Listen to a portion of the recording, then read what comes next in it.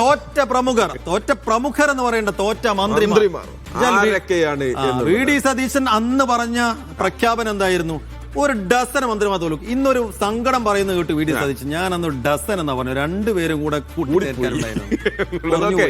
ആദ്യം നമ്മൾ പോകുന്നത് കളമശ്ശേരിയിൽ പി രാജീവിന്റെ തോൽവിയാണ്. പി സി കളമശ്ശേരിയിൽ പി രാജീവ് തോൽക്കുമെന്നുള്ള നിഗമനം ആദ്യമായി റിപ്പോർട്ട് ചെയ്താരാണെന്ന് അറിയാമോ? മീഡിയ വൺ ആണ്. മീഡിയ വണ്ണിന്റെ കൊച്ചി ബ്യൂറോയിലെ മുഹമ്മദ് റഫീഖും ഷുക്കൂറുമാണ്. എന്ന് വെച്ചാൽ CPM ജില്ലാ സെക്രട്ടേറിയറ്റിന് അങ്ങനെ ഒരു വിലയിരുത്തൽ ഉണ്ട് എന്ന വാർത്തയായിരുന്നു നമ്മൾ. ആ വാർത്തയായിരുന്നു അവിടെ തോൽക്കാനുള്ള. പക്ഷെ അവര് കൃത്യമായി അതിനെ പ്രതിരോധിച്ച് അങ്ങനെ ഒരു കാര്യമേ ഇല്ല, ഞങ്ങൾ അങ്ങനെ ആലോചിച്ചിട്ടേ ഇല്ല. പി രാജീവ് ഒരു പക്ഷേ പരാജയപ്പെട്ടാൽ പോലും പ്രതിപക്ഷ നേതാവ് സ്ഥാനത്തേക്ക് വരാൻ കെൽപ്പുള്ള ആളാണ് എന്നുള്ള തരത്തിലായിരുന്നു. മാത്രമല്ല അവിടെ ഒരു വിലയിരുത്തൽ എന്ന് വെച്ചാൽ വി അബ്ദുൽ ഗഫൂർ ആണ് സ്ഥാനാർത്ഥി. വി അബ്ദുൽ ഗഫൂർ സ്ഥാനാർത്ഥി അന്തരത്തിലേക്ക് വരുമ്പോൾ തന്നെ പി രാജീവ് ഒരുപാട് മുന്നിലാണ്. ഇനി എന്തൊക്കെ ഭരണവിരുദ്ധ വികാരം ഉണ്ടായാലും കാറ്റെതിരായാലും വ്യക്തിപ്രഭാവം കൊണ്ട് അതിനെയൊക്കെ തടഞ്ഞു നിർത്താൻ കെൽപ്പുണ്ടാകുന്നു എന്ന് രാജീവ് തോറ്റു. പക്ഷെ അപ്പോഴും ഓർക്കണം, കളമശ്ശേരി നഗരസഭ, ഏലൂർ നഗരസഭ ഉൾപ്പെടെയുള്ള ഭാഗങ്ങളിൽ രാജീവിന് വോട്ടില്ല. ആ കണക്ക് വരേണ്ടത്. ഞാൻ ഇന്ന് വളരെ പെട്ടെന്ന് ഓടിച്ചു നോക്കിയപ്പോൾ കളമശ്ശേരി നഗരസഭയിലൊക്കെ അമ്പേ പോയിരിക്കുകയാണ്. വിശ്വസ്ത കേന്ദ്രങ്ങളൊക്കെ അവരെ ചതിച്ചിട്ടുണ്ട് എന്നുള്ളതാണ്. അപ്പോൾ എവിടെയാണ് കാലിടറിയത് എന്നുള്ളതാണ്. പക്ഷേ വേറൊന്നും ഉണ്ട് കേട്ടോ, ഇതൊക്കെ കഴിഞ്ഞ കാറ്റിൽ പിടിച്ച സീറ്റുകളാണ്, ഒന്നും കുത്തക സീറ്റല്ല. അതെ കുത്തക സീറ്റല്ല. ഓക്കെ, അവിടെ നമുക്ക് തൊട്ടടുത്ത കണ്ണൂര് കടന്നപ്പള്ളി രാമചന്ദ്രൻ. പക്ഷേ അദ്ദേഹത്തിന്റെ തോൽവി നമ്മൾ നേരത്തെ തന്നെ ഒരുപക്ഷെ ഉണ്ടായേക്കും കണക്കൂട്ടിയിരുന്നു. കടന്നപ്പള്ളി കഴിഞ്ഞ 16 21 നേരിയ മാർജിനിലാണ് ജയിച്ചു പോകുന്നത്. അദ്ദേഹത്തിന്റെ വ്യക്തിപ്രഭാവം കൊണ്ട് ഇക്കുറി കടന്നപ്പള്ളിക്ക് കാര്യമായ ആരോഗ്യ പ്രശ്നങ്ങൾ ഉണ്ടായിരുന്നു.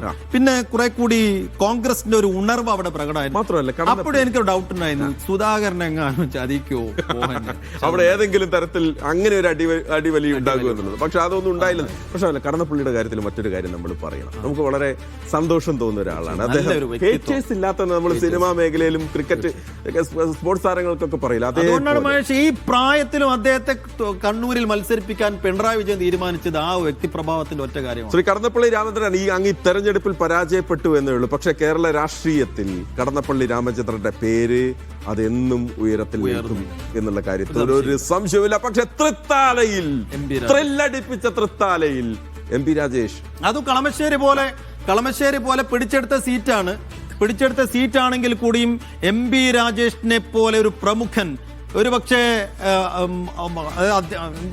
ഭരണവിരുദ്ധ തരംഗമുണ്ടാവുമെങ്കിൽ, ഭരണവിരുദ്ധ തരംഗമുണ്ടായാൽ അതിനിരയാകുന്ന പ്രമുഖരിൽ ആദ്യത്തെ 2 പേർ രാജീവും രാജേഷുമായിരിക്കുമെന്ന് അന്നേ പലരും പ്രവചിച്ചതാണ്. അത് രണ്ടും ശരിയായി. നേരെ മാത്രമല്ല ഇതൊരു സ്വീറ്റ് റിവഞ്ചാണ് അവിടെ ബൽറാം. കാരണം കഴിഞ്ഞ സമയത്ത് DYFIയുടെ CPMന്റെ സൈബർ പോരാളികളെ ഏറ്റവും കൂടുതൽ ആക്രമിച്ചത് ബൽറാമിനെ. തീർച്ചയായും 2021 അവിടെ ക്യാമ്പയിൻ ചെയ്ത് ഇപ്പൊ CPMന്റെ സൈബർ അണികൾ, അവിടുത്തെ സൈബർ എന്താ പറയാ പ്രധാനപ്പെട്ട സൈബർ ഇടങ്ങളിൽ ആളുകളൊക്കെ അവിടെ ക്യാമ്പയിൻ ചെയ്തുകൊണ്ട് VT ബൽറാമിനെതിരെ ക്യാമ്പയിൻ നടത്തി. അതിന്റെ ഒരു ഗുണം കൂടിയായിരുന്നു ഇദ്ദേഹം ജയിച്ചു കയറിയത്, മന്ത്രിയായത്. പക്ഷെ തിരിച്ചു. ഞാൻ ആ ജയത്തെ മറ്റൊരു കാര്യം കൂടി വിശേഷിപ്പിക്കട്ടെ. CR മഹേഷ് 2021 നേടിയ ജയത്തിന് സമാനമാണ് തൃത്താലയിൽ ബൽറാമിന്റെ ജയം എന്നുകൂടി പറയാം. ഓക്കെ, അടുത്ത ലിസ്റ്റ് കൂടി നമ്മൾ വളരെ പെട്ടെന്ന് നോക്കേണ്ടതുണ്ട്. VN വാസവൻ ഏറ്റുമാനിൽ അപ്രതീക്ഷിതമായ തോൽവിയാണ്. ഒരു കാരണവശാലും എന്ന് വെച്ചാൽ കോട്ടയം ക്ലീൻ സ്വീപ്പാണ് കോട്ടയം. അവിടെ പിന്നെ ഏറ്റുമാനൂർ മാത്രം പോയി. പക്ഷെ V ശിവൻകുട്ടിയുടെ പരാജയം കേരള രാഷ്ട്രീയത്തിൽ CPM ഉണ്ടാക്കി വെച്ചിരിക്കുന്ന ഡാമേജ് ചില്ലറയല്ല.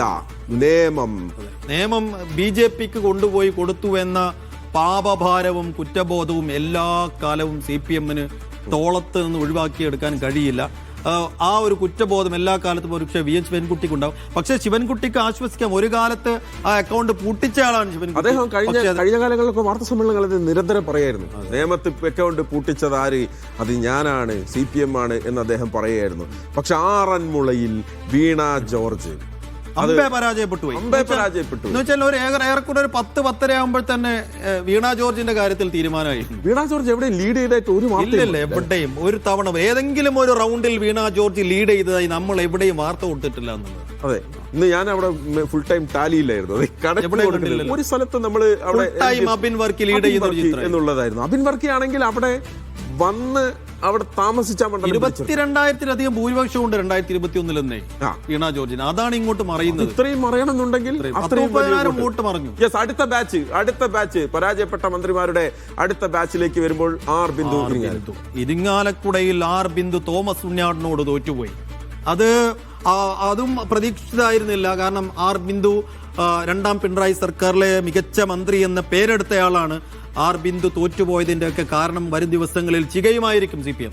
യെസ്, അപ്പോൾ വയനാട്ടിൽ മാനന്തവാടിയിൽ OAR കേളു അദ്ദേഹത്തിന്റെ പരാജയം ഒരു പക്ഷേ അദ്ദേഹം മന്ത്രി എന്നുള്ള നിലയിലും MLA എന്നുള്ള നിലയിലും നല്ല പേരെടുത്ത വ്യക്തിയാണ്. പെർഫോമൻസ് ഒക്കെ ഉള്ളതാണ്. കാരണം വയനാട്ടിൽ ആ ദുരന്തം വന്ന സമയത്തൊക്കെ ഫുൾ ടൈം അവിടെ ആളുകളായിട്ട് നല്ല ബന്ധമുള്ള ഒരു ജനപ്രതിനിധി കൂടിയാണ്. പക്ഷേ ഉഷാ വിജയനോട് തോറ്റുപോയി. അവിടെ നമ്മുടെ ഫൈസൽ നെടുമ്പാലയൊക്കെ പറഞ്ഞൊരു കാര്യം, ഇപ്പൊ കഴിഞ്ഞ തവണകളിലൊക്കെ ലീഗ് വോട്ട് ഇപ്പൊ കോൺഗ്രസ് സ്ഥാനാർത്ഥി വരുമ്പോൾ ലീഗുകാർ വോട്ട് ചെയ്യില്ല. UDF-നകത്ത് വലിയ ഭിന്നത ഉണ്ടായിരുന്നു. ഇക്കുറി ലീഗിന്റെ കൂടി അഭിപ്രായം മാനിച്ചുകൊണ്ട് ലീഗിന്റെ സജഷനായിരുന്നു ഉഷാ വിജയൻ. അത് കേട്ടിട്ടുണ്ട്. അത് മാത്രമല്ല, അവര് അവിടെ പഞ്ചായത്ത് പ്രസിഡന്റ് എന്നുള്ള നിലയ്ക്ക് അവരുടെ പെർഫോമൻസ് വളരെ നല്ല ആളുകളായിട്ട് നല്ല ബന്ധമുണ്ടായിരുന്നു. എന്തായാലും മാനന്തവാടി ഇങ്ങോട്ട് എടുക്കുകയാണ് UDF. അവിടെ പത്തനാപുരത്ത് ഒരു ജ്യോതി തെളിഞ്ഞു കേട്ടോ ഇന്ന്. AB ഗണേഷ് കുമാർ അതെ, ജ്യോതികുമാർ ചാമക്കാല.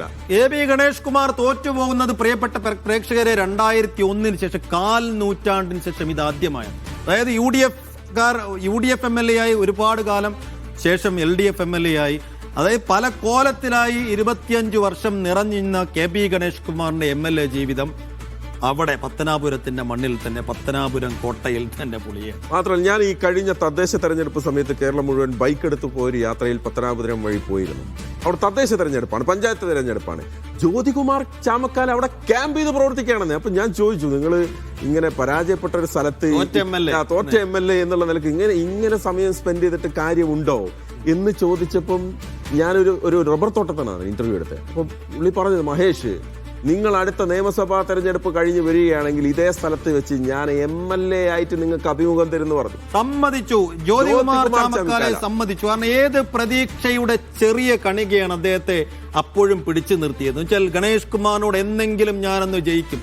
നമ്മൾ ഈ മാണിസികപ്പന്റെ കഥ പറഞ്ഞു പോലെ, മാണിസികപ്പൻ 2001 മുതൽ നിൽക്കാൻ തുടങ്ങിയത് KM മാണിക്കെതിരെ. അവസാനം അയാൾ ജയിച്ചത് മാണി ജയിച്ചതിന് ശേഷമുള്ള ഉപതെരഞ്ഞെടുപ്പിലാണ്. അപ്പൊ എന്തെങ്കിലും നിങ്ങൾ പ്രതീക്ഷ കൈവിടാതെ മത്സരിച്ചു കൊണ്ടേയിരിക്കുക, നിങ്ങളെ തേടി ഒരു ദിനം വരും. ആ ദിനാണെന്ന് സാധാരണ. അപ്പോൾ അടുത്ത ബാച്ചിലെയും കൂടെ നമുക്ക് വളരെ പെട്ടെന്ന് നോക്കിയിട്ട് പോവാം.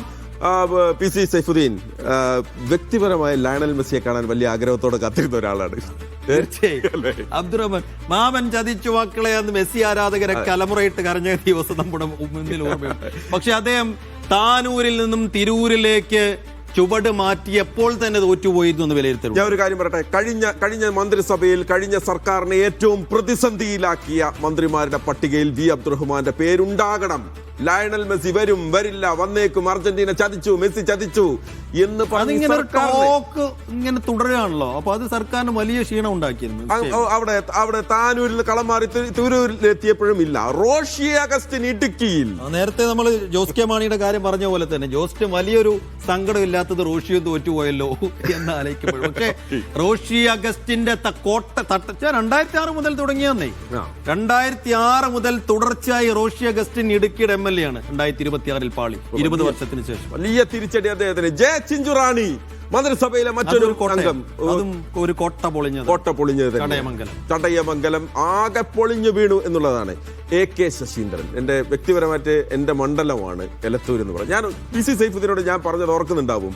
വോട്ട് ചെയ്തു വന്ന്, കാരണം അതിൽ പറയേണ്ട ഏറ്റവും പ്രധാനപ്പെട്ട ഒരു കാര്യം, കോഴിക്കോട് ജില്ലയിലെ CPM-ന്റെ പാർട്ടി ഗ്രാമങ്ങളെന്ന് ഞാൻ പറയുന്നില്ല, ഉരുക്ക് കോട്ടകളായിട്ടുള്ള സ്ഥലങ്ങളാണ്, ഗ്രാമങ്ങളാണ് എലത്തൂർ നിയമസഭാ മണ്ഡലത്തിലുള്ളത്. അന്ന് വോട്ട് ചെയ്തു വന്ന് ഞാൻ PC സൈഫുദ്ദീനോട് ആദ്യം പറഞ്ഞു, ഈ കുറി ഓർക്കുന്നുണ്ട്, ഒരിളക്കം അവിടെയുണ്ട്. വോട്ട് ചെയ്ത ബൂത്തിൽ പോലും അത് പ്രകടമായിരുന്നു.